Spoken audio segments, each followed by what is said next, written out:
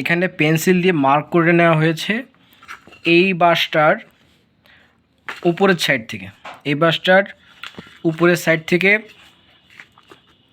কেটে ফেলা হবে এবং এই বাঁশটার ভেতরের সাইড থেকে আমরা কিছুটা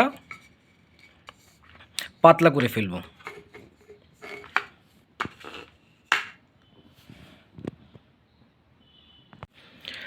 দেখতে পাচ্ছেন এখানে আমি কিন্তু এই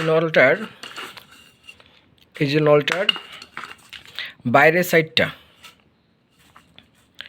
আমি কিন্তু সুন্দর করে কেটে নিয়েছি। এখন এই এইটার ভেতরের পাশটা আমি এই স্যান্ড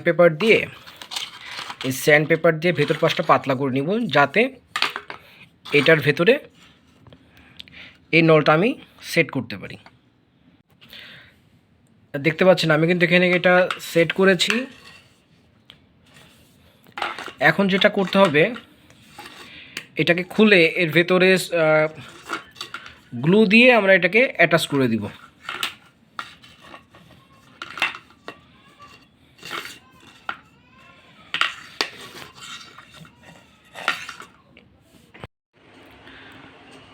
এই যে আমাদের বাঁশের নলটি রেডি হয়ে গেছে, যে এখান থেকে আমরা জোড়া দিয়েছিলাম।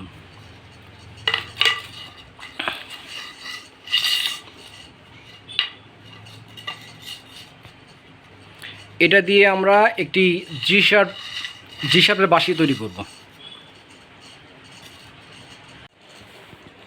বাঁশটা দিয়ে বাঁশি আমি আজই তৈরি করব এবং আপনাদেরকে আমি নেক্সট একটা ভিডিও করব যে এই বাঁশিটার মেজারমেন্ট কি হয়।